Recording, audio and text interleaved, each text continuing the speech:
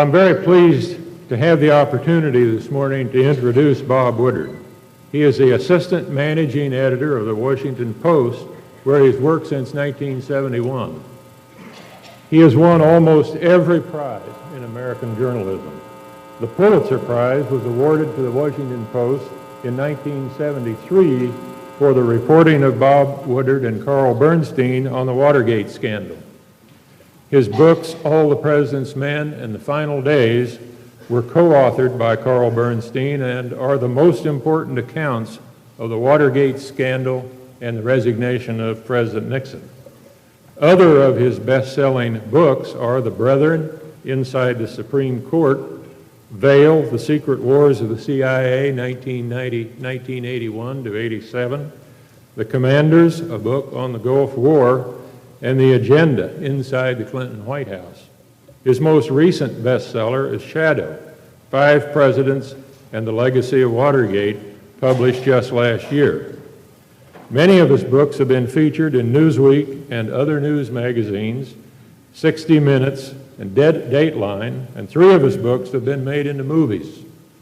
Bob Woodard graduated from Yale University and served in the Navy for 5 years before beginning his reporting career. It is my pleasure to introduce Bob Woodard to you and invite him to the Landon podium.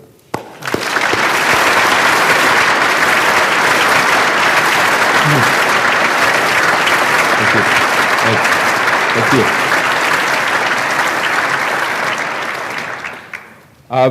Hopefully this morning we're going to have some fun, and I'm going to try and experiment with the permission of the people who put on this lecture series. We're going to have the first interactive Landon Lecture in its history, and by interactive I don't mean it's not as if everyone has a little thing like on Who Wants to Be a Millionaire and they get to vote, but that I am going to ask you to participate in the questions I am going to try to address in talking about Clinton politics and the politics of the year 2000 that we're now in. If there is a theme for this lecture or a title, it's What Do You Think? Or maybe the sub-theme would be Honest Communication. It seems to me in the newspaper business or in the book writing business, the whole question always is to try to find out what really happened, and with sources or getting access to documents, finding out and establishing channels of really honest communication. Back in the 1950s, when network television began covering the national political conventions, it was fascinating. They would be on full time, and so the floor reporters had to interview almost anyone who was available. And in one of these episodes, the CBS reporter tracked down and saw one of the convention's Conrad Hilton, who ran and founded the Hilton chain of hotels, stuck a microphone in Mr. Hilton's face. Mr. Hilton was not used to being on television. And the reporter said, "Mr. Hilton, there are 5 million people watching. You can say anything you want." And he seemed flustered for a moment. Then he realized he had a very large audience. So he looked the camera dead in the eye like a professional and said, "Next time any of you are in any hotel anywhere and you are planning to take a shower, please make sure that the shower curtain on the outside goes inside the bathtub." He knew what was important, he knew what his audience was, and he knew what he wanted to say. And if you think about it, it's probably one of the most honest moments in modern media communication. There are 4 questions I want to address, and I'm going to give you what the questions are, and then the key here is for you to participate and give very short answers. to the questions. Now, these questions can be answered with a word or a phrase. They shouldn't be answered by you with a speech. I get to give the long-winded answer to each of the questions after 3 or 4. Had the press handled Gore like they did Dan Quayle, Gore would be a laughing stock of the United States. Okay, now is that support? You have an indirect way of doing things here in Kansas. Okay, I mean, the press has been, if I may divert for a moment, has been tough on Gore in many ways. I did the stories in 1997 about his campaign fundraising, and there were multiple investigations, and I can assure you I am not on his Christmas card list. I'm on another list that may be just as long, but it's not as desirable. So I would argue the press has been tough on Gore. You know, maybe not tough enough. We can always be tougher if it's done in a fair way. But who would support Gore and give the reason why? Sir? Everyone likes the internet.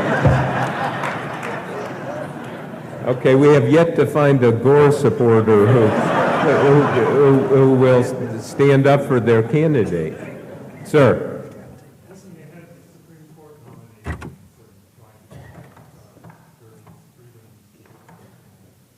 Okay, the Supreme Court nominees, and there is an expectation that the next president's going to appoint a number of Supreme Court justices. I did a book 20 years ago on the Supreme Court, and I remember during the Carter administration there was this sense there were all these old, at the time only men on the court, and they certainly will retire or pass away, and there will be lots of appointees by Jimmy Carter. How many court appointees do you think Carter made?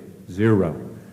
There's something about the air in the Supreme Court building that they ought to bottle because it keeps people alive and working into their 70s, 80s, and sometimes 90s. So that may not necessarily happen, but that certainly is an issue. And if you look at the polls, most people are on the abortion issue are pro-choice, and if that becomes a factor, is perceived to be a factor, that could be. What about core support on the issue of being able to be an effective president? Is there anyone who feels Gore? Sir? I think the best argument that can ever be made for any president is to have a president that is from a different party than the majority in Congress. We get the least amount of damage done to our country. So you not only believe in the government that does least, but does nothing. Okay. Well, I'm going to leave Kansas with the definite feeling that Gore's meager support here is paper thin, or at least not vocal. Sir? I think Gore is clearly brighter and far more knowledgeable. Okay, that's possible. Let me give a quick answer to the question, and I don't know who will or should be president. I decide who I'm going to vote for in the 10-minute walk from my house to the polls each time. But there are a couple of points that I think could be made about what is going on in politics in the country. It was very interesting to watch the insurgencies of John McCain and Bill Bradley. And it definitely suggested that there is in the politics of this country a certain willingness among lots of voters, not a majority, to reform or take risks or do something new. I mean, McCain and Bradley represented what I would call the counter politics that really goes back to the anti-Vietnam War movement, goes through Watergate. You could draw a straight line from those movements, those insurgent movements, to Ross Perot in 92, Colin Powell in 96 was ahead in the polls and decided not to run, and McCain and Bradley in 2000, and that there is this spirit. But what's interesting, and I think we've lost a little bit sight of what happened, is the voters in a rather overwhelming way said, no, we want what I would call the preservationist candidates to head the ticket in both the Democratic and the Republican Party. That the kind of no party solidarity, some of the stuff that McCain was talking about, though it had an appeal to a clear minority, it was a minority. And that in this country there is the sense we want the next president to be somebody who will preserve what we've got. I think that was the very, very clear message. We now see in March of 2000 that both Gore and Bush are trying to pick up the McCain voters, the Bradley voters, and they are both campaigning in a very visible and aggressive way as reformers. My guess, and it's only a guess, is that the one who is going to win is not going to be the one who convinces the public that he's a reformer and the most sincere and aggressive reformer. Rather, the one who is going to win is most likely outcome is going to be the one who can say, look, here is where this country is. Extraordinary economic boom. I am doing a book on the economic boom now and talking to lots of people about why we have it, who created it, when and why it might end.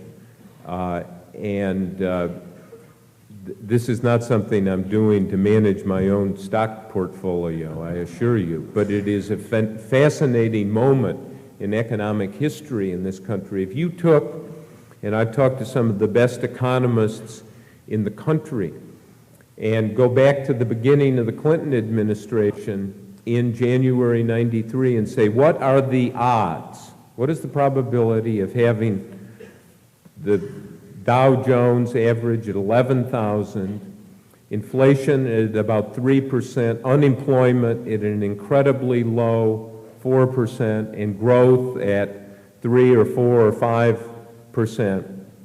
Economists said the chances would be roughly anywhere from 1 in 1 million to 1 in 1 billion. So we are in an economic era that is so unique, whether intellectually or not. I think intuitively people in this country understand it, or most people understand it, and I suspect the vote is going to turn on the issue not of reform, but of preservation. But that is only a guess. Now I see, unfortunately, we have a little bit of time left to turn to the subject of the news media and why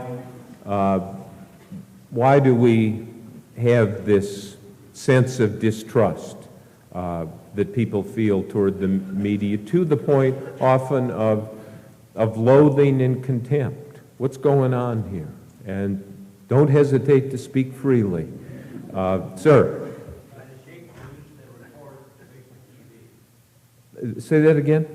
They try to shape the news that are reporting it. Okay, TV's the worst offender in your view, and that it's shaping the news, or that there's a bias, you sense. Is it a political bias?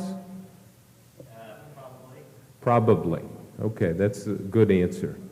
What else? Who else has a feeling about why is there this sense of distrust? Sir.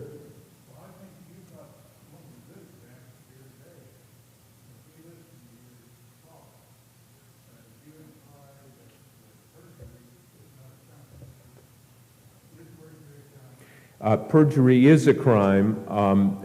you can get all kinds of lawyers, including 10 Republican senators who voted not to convict Clinton on the grounds of perjury, because they would argue, and I would, listen, I tell you, I am no Clinton fan and could not be more unwelcome in the White House.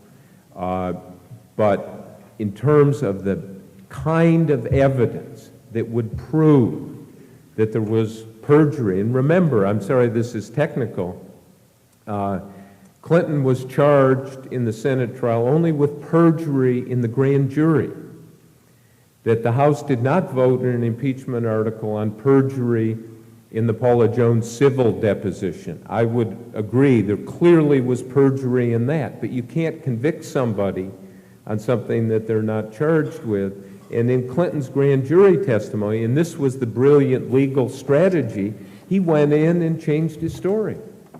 He wouldn't go into detail, but he said, yes, I did have this inappropriate, intimate relationship with Monica Lewinsky, which was completely different than the story he had told. So for technical legal reasons, I tell you there is a powerful case to be made that that was not perjury. But I take your message, and it looks like I'm advocating something on Clinton's behalf, which I am not.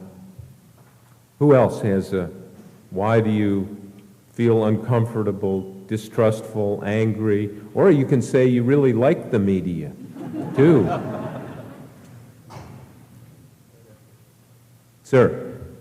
Press reporting is often shallow, fleeting, and has no historical background. Other than that, it's great. It's shallow, fleeting, and has no historical background or context, right? That is too often the case. Let me give my mea culpa on this quickly. I think obviously a couple of things are going on. One is the 24-hour television. It is a magnet for people who want to offer inflammatory opinions and rush to judgment. And it's this element of speed, which has taken so much, back during the Watergate story, Carl Bernstein and I could work on something for really a good number of weeks, write it, the editors would review it, and then they would say, go back and get more corroboration, more sources, more information, more historical context, and so forth. And we, believe it or not, would have 2 weeks at times to work on such a story. Now, an editor would likely say, can we get it on the Washington Post website by noon? There is a feeling of let's do everything real fast. The other element, and the Seton family has practiced this, I think, magnificently in Kansas. The Graham family, that owns the Washington Post, I believe, has practiced it. And the theory is quality of news. If you invest in reporters and editors and pay them well, allow them to really look at subjects in depth, it will pay off. And that is a business decision. Quality is a very good thing. And I think what has happened in the news business is we've shifted to the quick and the glib, and that we don't spend enough time, so-called time against the problem, getting to the bottom of things.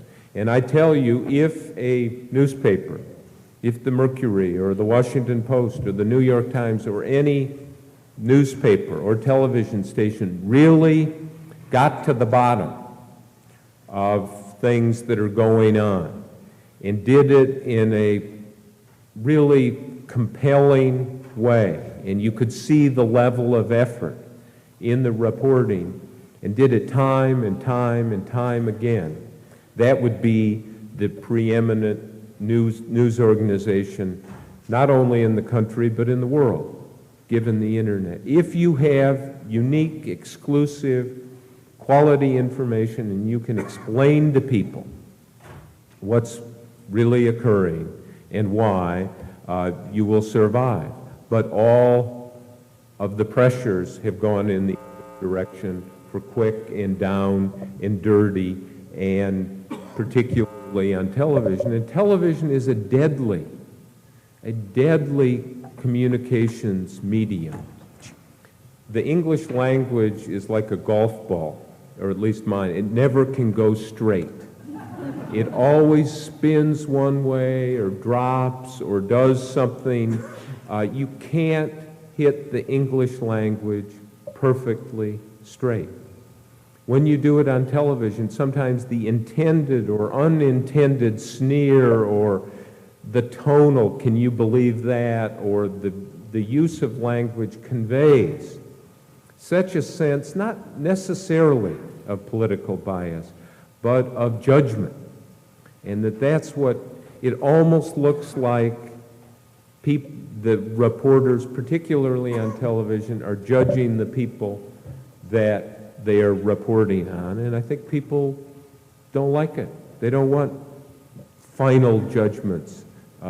They want information. So there's much more to do on that. Now, what I wanted to do is say one more thing and then spend as much time as Chuck Regan will allow for questions. But this story goes under the theme of no one likes what we do in the newspaper business or the book writing business. The head of Simon & Schuster a number of years ago was, after I'd published one of my books, took me out to dinner and said, well, okay, what's your next book? When are you going to do it? And I said, well, I was going to take a vacation. And he said, look, we're in the marketing business. We need more books. Let's go. Really needling me very hard. And I finally said, okay, well, my next book is going to be on the publishing business in New York City.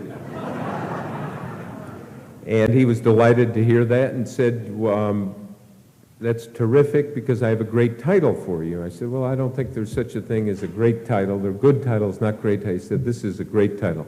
Your book on the publishing business in New York City will be entitled My Last Book. And he really meant it. Anyway, let's stop there and go to questions. If you go to the microphones, that would be best, and feel free to keep your questions short.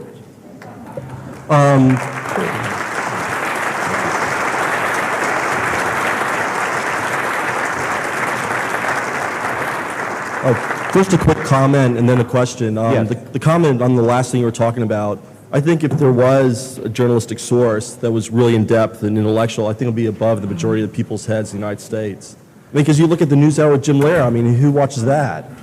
1 million people. Yeah, Okay, but there's like question. 24 million Right. others that don't. Okay, the question is, a historical question about Watergate.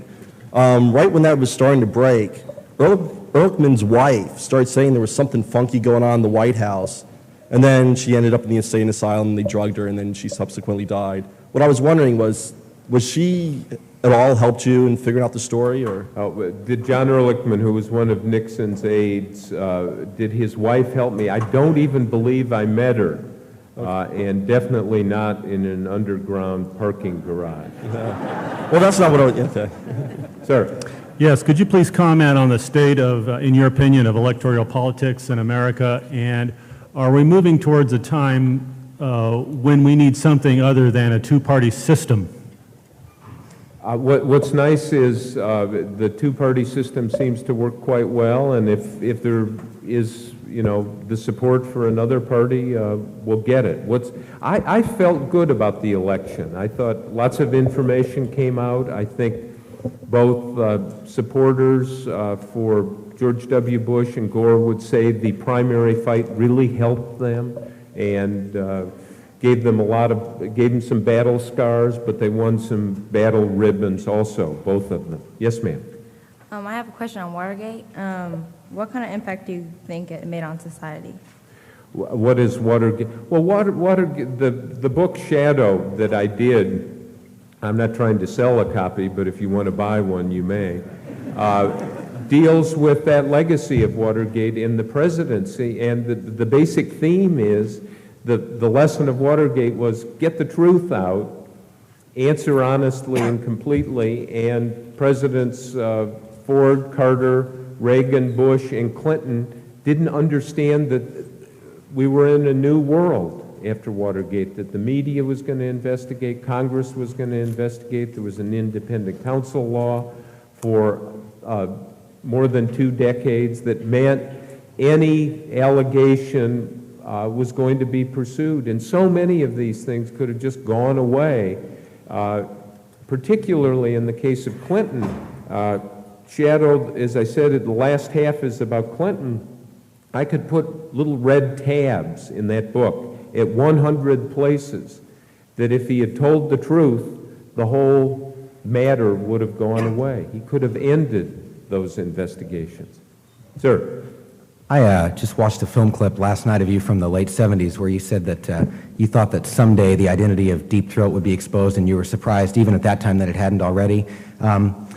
It's a nice day, a lot of people left, and if you said it here in Manhattan, Kansas, it might not even leave the room. So who was Deep Throat? That's one of the best tries I've ever heard. Actually, I have a serious question. Yes. I was just wondering, like when they had those Columbine shootings on last Valentine's Day, and that made front page national news, while simultaneously you had all those school shootings in Washington, D.C., and that didn't even, I don't even think a lot of those even made the front page of the Washington Post. Yeah. What I was wondering is, do you think there's like a white middle-class bias in the media? A white middle-class bias in the media. Inevitably, because lots of people in the media are white bias, are white and middle class, and biased or unbiased. But also there is a really sincere and significant effort to bring diversity into the newsrooms. I see people are lining up for questions repeatedly. I want to answer one of my own. One more. And that has to do with memory. How good is memory? I rely on people's memories in newspaper stories and in books. Sometimes people are recounting things a long time ago, and it was a couple of years ago, my wife and I had just had a young baby daughter, and my wife, Elsa, was breastfeeding her, and about 2 a.m. in the morning, our baby woke up and needed to be breastfed, so being the 90s dad, I thought I'd get up and participate. And participation at this time involved turning on the television and surfing around, which I did, and landed on a rerun of All the President's Men, the movie made about the book we wrote covering Watergate, and I had not seen the movie for 15 years. So we sat and watched it, and near the end, the reporters who were playing Carl Bernstein and myself go to Bradley, and Bradley's played by Jason Robards in the movie, and tell him that Watergate's going to bust loose. This is the spring of '73. Watergate's going to explode. And in the movie, Robards says to his reporters, after learning the monumental occurrences that were about to develop, said, "Nothing is at stake except freedom of the press, free speech, and possibly the future of the country." And I went, huh? That never happened. Clearly is press self-importance, Hollywood hype, and because I'm a reporter, I realized I have a perfect memory. And I recalled that what Bradley said on that morning, and I guess I'd better give a sanitized V-chip version. He said that morning, when learning all of these things, that an important and private part of his anatomy was on the chopping block. So there was the Hollywood version and my perfect memory in competition. Well, Carl and I wrote everything down. So I went and got the notes and checked. And in fact, in that early morning, the spring of 1973, when told all of these details, what Bradley really said was the following: "What the hell do we do now?" And I think of that, and I realize that that's a good question, not just on that chilly night on Bradley's lawn, but it remains the basic question of journalism, and to a certain extent should be inscribed on every newspaper building, because there are no rules, that continually we are confronted with the unexpected. Continually the threshold for dealing with the inconceivable is stretched out, and we keep thinking that patterns are there and that things are predictable, and they are not. The future, as the wise people say, is totally unknowable, and that in the newspaper business you really don't, if you're practicing it honestly and trying to do it right, you don't have an ideology, you don't have a bias.